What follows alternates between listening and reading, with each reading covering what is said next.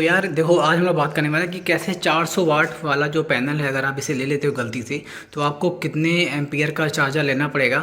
वैसे मेरे पास ये टोटल 6 पीस सोलर पैनल रखे हुए हैं। मैं आपको एक बार यहाँ से दिखा भी देता हूँ। यहाँ पर मैं बस एक चीज़ दिखाने के लिए कि देखो, ये 100 वाट का सोलर पैनल है और ये 400 वाट का। तो टेक्नोलॉजी देख लो कितना ज़्यादा आगे जा चुकी है कि 100 वाट के सोलर पैनल के सामने 400 वाट का सोलर पैनल ऐसा लगता है कि जस्ट जस्ट डबल ही होगा या ट्रिपल होगा, लेकिन नहीं, पावर बहुत अच्छी निकाल के देता है। फिलहाल हम लोग बात करें चार्ज कंट्रोलर के बारे में, तो मेरे पास यहाँ पर टोटल 3 टाइप के चार्ज कंट्रोलर हैं। ये दोनों देखने में लग रहे होंगे कि सेम है, लेकिन मैं बता दूं कि इसमें और इसमें ज़मीन आसमान का अंतर है। खैर, पहले इसकी बात कर लेते हैं। तो ये ज़्यादा नहीं, 150 से 200 वाट के जो सोलर पैनल होते हैं बस उसी को ले सकता है, क्योंकि इसका जो एम्पियर है वो केवल 10 एम्पियर चार्जिंग प्रोवाइड करवा सकता है। तो इसकी तो बात ना ही करें तो ज़्यादा बेहतर है। ये ज़्यादा से ज़्यादा आपकी इस तरह की 40 एच की ओकाया जैसी बैटरियों को चार्ज करने में सक्षम है। तो इसको इससे और ज़्यादा उम्मीद रखने की ज़रूरत नहीं है। और अब मैं दिखा दूँ आपको, तो मेरे पास एक ये 150 एच की बैटरी है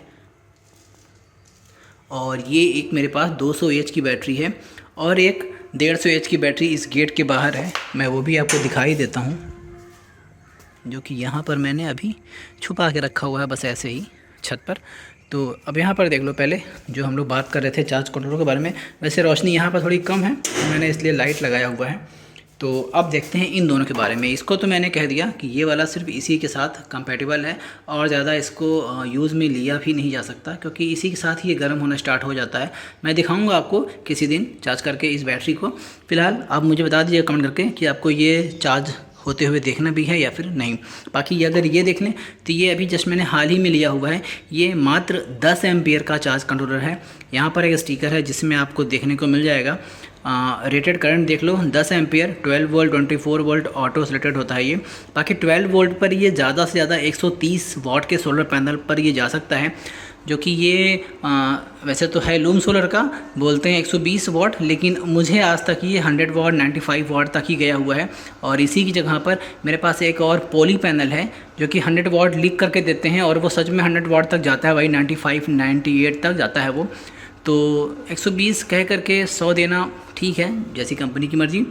बाकी कंपनी क्लेम करे तो ठीक है, अच्छी बात है। 120 अगर देता हो किसी कंडीशन में, अगर शायद वेदर कंडीशन अच्छी हो तो शायद 120 दे भी दिए। तो हम लोग बात करते हैं इस चार्ज कंट्रोलर की। तो यहाँ पर देखो, तो 12 वोल्ट के लिए मात्र 130 वाट के सोलर पैनल पर ये जा सकता है। तो 12 वोल्ट और 130 वाट, 130 वाट के सोलर पैनल पर ज़्यादा से ज़्यादा आपको 5 एम्पियर मिल सकता है। और 5 एम्पियर से आप 150 एच की बैटरी को नहीं चार्ज कर सकते। मतलब कर तो सकते हो लेकिन बहुत वक्त लगेगा। हाँ, 5 एम्पियर से आप इसे ज़रूर चार्ज कर सकते हो, इसको जी, जो मैं इसके लिए अभी तक कंपैटिबल बोल रहा था। बाकी अगर देखा जाए 24 वोल्ट के लिए 260 वाट, तो ये ज़्यादा से ज़्यादा 7 से 8 एम्पियर ही दे सकता है। और 8 एम्पियर से आप लगभग इसे चार्ज कर सकते हो, लेकिन कम से कम 2 दिन लगेंगे। जी हाँ, 2 दिन लगेंगे, इसके लिए भी ठीक ठाक ही है। तो इस चार्ज कंट्रोलर से हम लोग 150 एच की बैटरी को चार्ज नहीं कर सकते हैं। यहाँ तक का आप इस पर 400 वाट के इस बड़े से सोलर पैनल को भी नहीं लगा सकते हैं, क्योंकि यहाँ पर कंपैटिबिलिटी इशू हो जाएंगे। वहीं अगर देखा जाए तो हमारा ये वाला चार्ज कंट्रोलर, जो कि बहुत पुराना है, करीब 2018 का है, और आज भी इसकी जो पन्नी लगी हुई है, मैं इसको यूज़ करते रहता हूँ। देखो कितनी धूल पड़ी हुई है। और इसका मैं अगर स्टिकर दिखा दूँ आपको तो आप हैरान रह जाओगे। ये छोटा सा चार्ज कंट्रोलर आपका 30 एम्पियर का है, जो कि मैक्स पीओवी जो है वो 50 वोल्ट की है। और इसका जो 12 वोल्ट पर वाटेज है वो 390 वाट है। यानी कि 390 वाट मतलब हमारा 400 वाट का एक सोलर पैनल बड़े आसानी से 12 वोल्ट पर लग करके 150 एच की बैटरी को चार्ज कर सकता है। मगर हाँ, ध्यान रहे 10 एम्पियर से ज़्यादा ये आउटपुट नहीं दे पाएगा, क्योंकि ये PWM है। वहीं अगर ये MPPT होता तो 14-15 एम्पियर तक जा सकता था, क्योंकि वो वोल्टेज को कन्वर्ट कर देता है फ्रीक्वेंसी के थ्रू एम्पियर में, तो वो अलग बात हुई। वहीं अगर 24 वोल्ट के सेटअप में अगर जाया जाए तो 780 वाट तक ये ले सकता है। यानी कि इस तरह के 400 वाट के 2 पैनल सीरीज़ में, पैनल में हम लोग लगा सकते हैं, क्योंकि यहाँ पर जो PV वोल्ट है वो 50 है। तो 45 वोल्ट का होता है ये 400 वाट का पैनल। तो आराम से इसमें हम लोग इसका पीवी सपोर्ट कर जाएगा और 2 पैनल हम लोग ले करके 30 एम्पियर तक चार्ज कर सकते हैं, जो कि ज़्यादा से ज़्यादा ये 20 एम्पियर निकाल पाएगा। तो 20 एम्पियर से हम लोग एक दिन में बहुत आसानी से 150 एच की बैटरी को चार्ज कर सकते हैं। लेकिन इससे अभी भी इस 200 एच की बैटरी को चार्ज नहीं कर सकते हैं। तो ये दो के दोनों ही जो हमारे चार्ज कंट्रोलर हैं वो इसके लिए तो कंपैटिबल बिल्कुल भी नहीं है।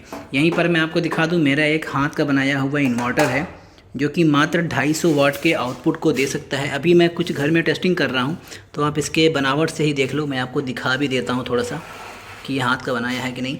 एक्चुअली में ये जो है एक एसएमडी वाली जो मशीन होती है जो गर्म होती है, उससे कंपोनेंट निकालते हैं, वही वाली हीटिंग मशीन है। मैंने उसका कैबिनेट यूज़ किया हुआ है।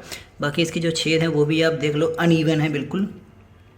मैंने ड्रिल मशीन से किया हुआ है। यहाँ पर इसका हैंडल होता है जिससे वो एसएमडी मशीन को उठाया जाता है।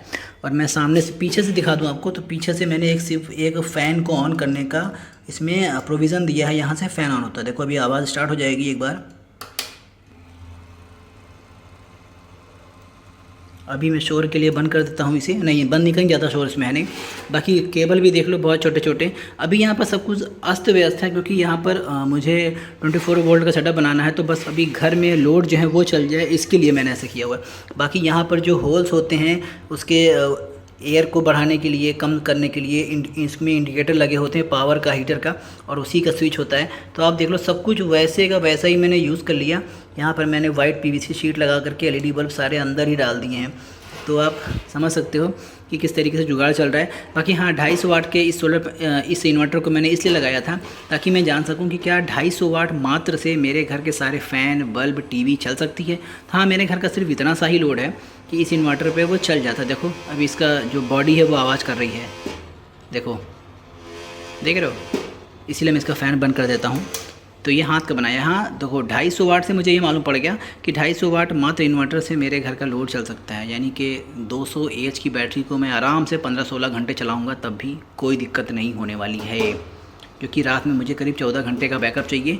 अब वो भी मैंने अभी BLDC फ़ैन नहीं लगाया है। BLDC फ़ैन लग जाएगा तो ये जो वाटेज है वो सीधे 150 वाट पर आ जाएगा। और इस 150 वाट में मैं अपने फ्रिज और 2 फ़ैन को आराम से चला सकता हूँ, क्योंकि जो मेरी फ्रिज है वो मैक्सिमम 90 वाट लेती है, 95 वाट लेती है। और 2 BLDC फ़ैन 60 वाट के, मान लेते हैं 200 वाट तक चला गया, फिर भी इजीली चल जाएगा इस बैटरी पर 14 घंटे। तो हम लोग इस चार्ज कंट्रोलर के बारे में बात कर रहे थे। तो देख लो यार, इस तरह के अगर चार्ज कंट्रोलर आप ख़रीद रहे हो सस्ता समझ कर कि 500 रुपये का मिल जाएगा, 700 का मिल जाएगा, तो मत लेना, कोई मतलब नहीं है। थोड़ा पैसा लगा करके 5000 रुपये आपको एक MPPT मिल जाएगा किसी कंपनी का, UTL का या फिर किसी का भी, वो यूज़ कर लेना। आपकी ये सारी बैटरियाँ वो चार्ज कर लेगा 400 वाट के सोलर पैनल से भी, सिंगल पैनल से भी। बस 200 एम्पियर की बैटरी को चार्ज करने में थोड़ा उसकी हालत ख़राब हो जाएगी। बाकी देख लो, दिन की रोशनी है, उसके बाद भी शाम हो चुकी है, तो मुझे ये लाइट का सहारा लेना पड़ रहा है। बाकी इतने बड़े से बॉक्स में आया था हमारा सोलर पैनल। बाकी आप देख लो, ये लूम का पैनल है जो कि 120 वाट का है। अभी स्टिकर दिखा नहीं पाऊँगा, पीछे है इसके, पूरा मुझे बैटरी हटानी पड़ जाएगी। सो बस आज की इस वीडियो में इतना ही। मिलेंगे नेक्स्ट वीडियो में। आप भी बताइएगा आपको या आपके पास कौन सा चार्ज कंट्रोलर है। बाकी मैं तो अभी सारे इन्वर्टर हटा करके इसी इन्वर्टर को यूज़ कर रहा हूँ जो कि मैंने हाथ से बनाया था, दिल्ली से कंपोनेंट लेकर के। Bye bye.